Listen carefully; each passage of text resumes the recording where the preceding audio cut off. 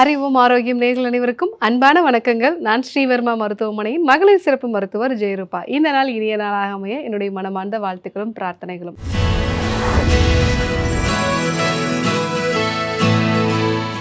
உடல் எடை அதிகரிக்கிறதுல இன்ஃப்ளமேஷன் அப்படிங்கிறது மிக முக்கியமான காரணமாக இருக்குது. ஸோ என்னதான் டயட் எக்ஸசைஸ் ஃபாலோ பண்ணாலும் என்னால் வெயிட்டே குறைக்க முடியலன்னு சொல்கிறவங்களுக்கு இந்த இன்ஃப்ளமேஷன் அப்படிங்கிறது முக்கியமான காரணமாக இருக்கலாம். ஸோ இன்றைக்கி நிறையா குழந்தைகளில் கூட நம்ம உடல் பருமனை பார்க்குறோம். அதற்கும் இந்த இன்ஃப்ளமேஷன் வந்து ஒரு முக்கியமான காரணமாக இருக்குது.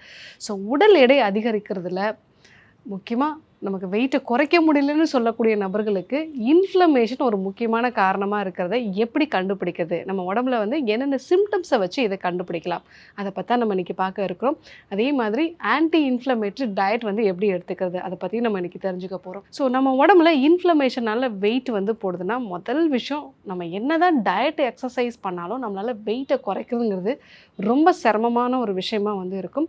ஸோ அடுத்ததாக பார்த்தீங்கன்னா எப்பவுமே வந்து டயர்டாகவே வந்து இருப்பீங்க. ஸோ நீங்கள் நல்லா தூங்கியிருப்பீங்க, ஆனாலும் வந்து எழுந்திருக்கும் போது ஒரு டயர்ட்னஸ் இருக்குது. ஸோ ஒரு நாள் முழுவதுமாகவே நீங்கள் அடிக்கடி டயர்ட்னஸ்னால போய் வந்து ஒரு ரெஸ்ட் எடுக்கக்கூடிய ஒரு நிலையோ இல்லை வேலை செய்கிறதுக்கு பிடிக்காத ஒரு நிலையோ வந்து இருக்கும். ஸோ இது உடம்புக்குள்ளே ஒரு இன்ஃப்ளமேஷன் இருந்தது அப்படின்னாலே நமக்கு எப்போவுமே டயர்ட்னஸ் வந்து இருக்கும். ஸோ அடுத்ததாக பார்த்தீங்கன்னா நிறைய கிரேவிங்ஸ் வந்து உங்களுக்கு இருக்கும்.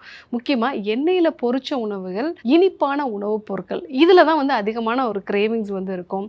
ஸோ அதே மாதிரி ஒரு ஸ்பைசியான மசாலா ஐட்டம்ஸ் எல்லாம் வந்து நிறைய சாப்பிடணும், கார்போஹைட்ரேட் அதிகமாக இருக்கக்கூடிய உடனடியாக எனர்ஜி கொடுக்கக்கூடிய விஷயங்கள் சாப்பிடணுங்கிற ஒரு கிரேவிங்ஸ் வந்து நிறைய இருக்கும். ஸோ இதுவும் வந்து உடம்புல இன்ஃப்ளமேஷன், முக்கியமாக நம்மளுடைய கட்டில் வந்து இன்ஃப்ளமேஷன் இருந்ததுன்னா இந்த மாதிரியான கிரேவிங்ஸ் எல்லாம் நமக்கு இருக்கும்.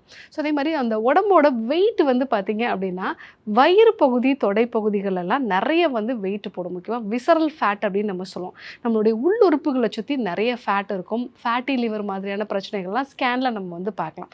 ஸோ இந்த மாதிரிலாம் இருக்குது அப்படின்னா உங்களுக்கு உடம்புல இன்ஃப்ளமேஷன் இருக்கிறதுக்கான வாய்ப்புகள் அதிகமாக இருக்கும். அதே மாதிரி அடிக்கடி ஏதாவது வந்து சிக்காகிட்டே வந்து இருப்பீங்க. சின்னதாக வந்து ஒரு கோல்டு வர்றதோ இல்லை வந்து ஒரு ஃபீவர் மாதிரியான பிரச்சனைகள் வந்து வர்றதோ, இந்த மாதிரி ஏதாவது ஒரு விஷயங்கள் வந்து அடிக்கடி நீங்கள் சிக்காகிட்டே இருப்பீங்க. இது கூட வந்து பாடி பெயினும் வந்து கூடுதலாக வந்து இருக்கும். ஸோ இந்த மாதிரி நிலைகள் வந்து உங்களுக்கு இன்ஃப்ளமேஷனை வந்து சொல்லும். ஸோ இது மட்டும் இல்லாமல் நிறைய மூட் ஸ்விங்ஸும் வந்து உங்களுக்கு இருக்கும். ஸோ உடம்புக்குள்ளே ஒரு இன்ஃப்ளமேஷன், ஒரு அசௌகரியமான நிலை இருக்குது அப்படின்னாலே மைண்டு வந்து நிறைய விஷயங்களில் வந்து ஒரு கோபப்படுறது. ஏன்னா உடலுக்குள்ளே ஆல்ரெடி பிரச்சனை இருக்குது. சாதாரணமாக வீட்டில் ஏதாவது சின்னதாக ஒரு விஷயம் வந்து சொன்னால் கூட உடனே ட்ரிகர் ஆகி நிறைய கோபப்படக்கூடிய ஒரு நிலையோ இல்லை டிப்ரெஷன் ஆகக்கூடிய ஒரு மனநிலையோ வந்து அவங்களுக்கு இருக்கலாம். ஸோ இந்த மாதிரி இருந்தாலும் இன்ஃப்ளமேஷனால் உங்களுக்கு வெயிட் கெயின் ஆகிறதா வந்து நீங்கள் ஃபீல் பண்ணலாம். ஸோ இது இல்லாமல் ஸ்கின்னில் வந்து நிறைய சேஞ்சஸ் வந்து இருக்கும். ஸ்கின்னில் வந்து பார்த்தீங்க அப்படின்னா ட்ரைனஸ் வந்து இருக்கிறதோ இல்லை அங்கங்கே கருநிற திட்டுக்கள் வந்து இருக்கிறதோ, ஸோ இதுவும் கூட இன்ஃப்ளமேஷனோட ஒரு முக்கியமான அறிகுறியாக இருக்கும்.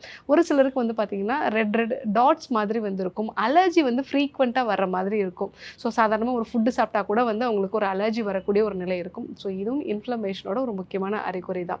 ஸோ இந்த மாதிரியான அறிகுறிகளோட உங்களுக்கு உடல் எடையும் வந்து அதிகரிக்குது அப்படின்னா இன்ஃப்ளமேஷனை குறைக்காமல் உங்களால் வெயிட்டை வந்து குறைக்க முடியாது. இன்ஃப்ளமேஷனால் வெயிட் வந்து இன்க்ரீஸ் ஆகுது. இதை எப்படி குறைக்கிறது அப்படின்னா இதெல்லாம் இன்ஃப்ளமேஷனை காஸ் பண்ணுங்கிறத முதல்ல நம்ம பார்க்கணும். நம்ம சாப்பிடக்கூடிய உணவுகளில் நிறைய எண்ணெயில் பொரிச்ச உணவுகள் இல்லை பேக்கெட் ஃபுட் இருந்ததுன்னா அது இன்ஃப்ளமேஷனை வந்து அதிகப்படுத்தும். சரியான இரவு தூக்கம் வந்து இல்லை அப்படின்னா அந்த நைட் நேரத்தில் நமக்கு நல்ல ஹார்மோன்ஸ் வந்து கிடைக்காது. இதனால் நம்ம உடம்புல வந்து இன்ஃப்ளமேஷன் வந்து அதிகமாகலாம். இல்லை ஏதாவது ஒரு ஃபீவரோ இல்லை வந்து ஏதாவது ஒரு நிறைய பேர் வந்து சொல்லுவாங்க, எனக்கு ஒரு ஜாண்டிஸ் வந்ததுக்கப்புறமா இந்த மாதிரி மாறிடுச்சு டாக்டர், இல்லை வந்து ஏதாவது ஒரு கோவிட் இன்ஃபெக்ஷனுக்கு அப்புறமா இந்த மாதிரி மாறிடுச்சு அப்படின்னு சொல்லுவாங்க, இல்லை ஒரு சில வேக்சினேஷனுக்கு அப்புறமா இந்த மாதிரி மாறிடுச்சு அப்படின்னு சொல்லுவாங்க. ஏதாவது ஒரு ட்ரிகர் பாயிண்ட்டுக்கு அப்புறமா அவங்களுக்கு பாடியில் இந்த மாதிரியான ஒரு இன்ஃப்ளமேஷன் வந்து வந்திருக்கலாம். ஸோ இந்த மாதிரி இருக்குது அப்படிங்கிறத நம்ம தெரிஞ்சுக்கிட்டு முதல்ல நம்ம ஃபாலோ பண்ண வேண்டியது நம்ம கட்டை தான் வந்து சரி பண்ணணும். ஏன்னா இன்ஃப்ளமேஷன் நம்ம வயிற்று பகுதியிலேருந்து தான் வந்து தொடங்கும். ஸோ முதல்ல டீடாக்சிஃபிகேஷன் மெத்தட்ஸை ஃபாலோ பண்ணுறது, அடுத்ததாக நல்ல ப்ரோபயாட்டிக்கும் ப்ரீபயாட்டிக்கும் இருக்கக்கூடிய உணவுப் பொருட்களை வந்து எடுத்துக்கிறது.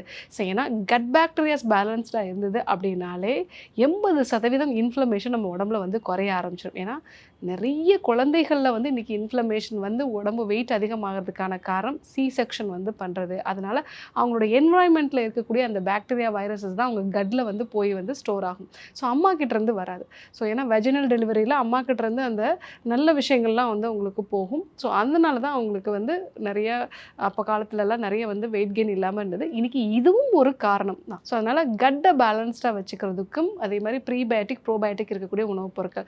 ஸோ நம்ம பனானா வந்து எடுத்துக்கலாம். அதே மாதிரி வந்து வெங்காயம், பூண்டு.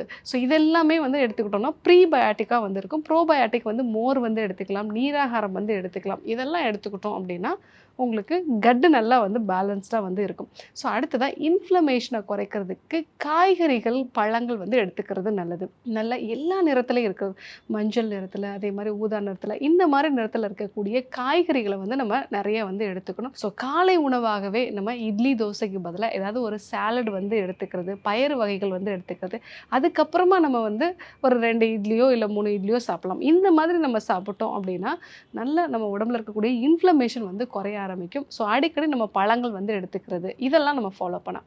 ஸோ அடுத்ததாக ஃபாஸ்டிங் மெத்தட்ஸை ஃபாலோ பண்ண வேண்டியது அவசியம். ஸோ நைட்டில் ஒரு 7 மணிக்கு சாப்பிட்டுட்டு காலையில் 7 மணி வரைக்கும் நம்ம ஃபாஸ்டிங் இருக்கோம் அப்படின்னா இன்ஃப்ளமேஷன் நல்லா வந்து குறைய ஆரம்பிக்கும். ஸோ அதே மாதிரி இன்ஃப்ளமேஷனை குறைக்கக்கூடிய மஞ்சள், சீரகம், சோம்பு இந்த மாதிரியான ஒரு ஸ்பைசஸ் எல்லாமே நம்ம தொடர்ந்து உணவில் வந்து சேர்த்துட்டு பாரம்பரிய முறைப்படி வேக வச்ச உணவுகளை அதிகமாக நம்ம வந்து எடுத்துக்கிட்டோம் அப்படின்னா உடம்புல இருக்கக்கூடிய இன்ஃப்ளமேஷன் நல்லா வந்து குறையும். கூடுதலாக நல்ல இரவு தூக்கமும் வந்து அவசியம். ஸ்ட்ரெஸ்ஸை மேனேஜ் பண்ணுறதுக்கு சுவாச பயிற்சிகளோ தியான பயிற்சிகளோ வந்து ஃபாலோ பண்ணலாம். ஸோ இந்த மாதிரி மெத்தட்ஸை நம்ம ஃபாலோ பண்ணோம் அப்படின்னா தான் வெயிட்டை வந்து குறைக்கலாம். நிறைய பேர் ஸ்டப்பனாக வந்து எனக்கு வெயிட் இருக்குன்னு சொல்கிறவங்களுக்கு கண்டிப்பாக இன்ஃப்ளமேஷன் முக்கியமான காரணமாக வந்து இருக்கும்.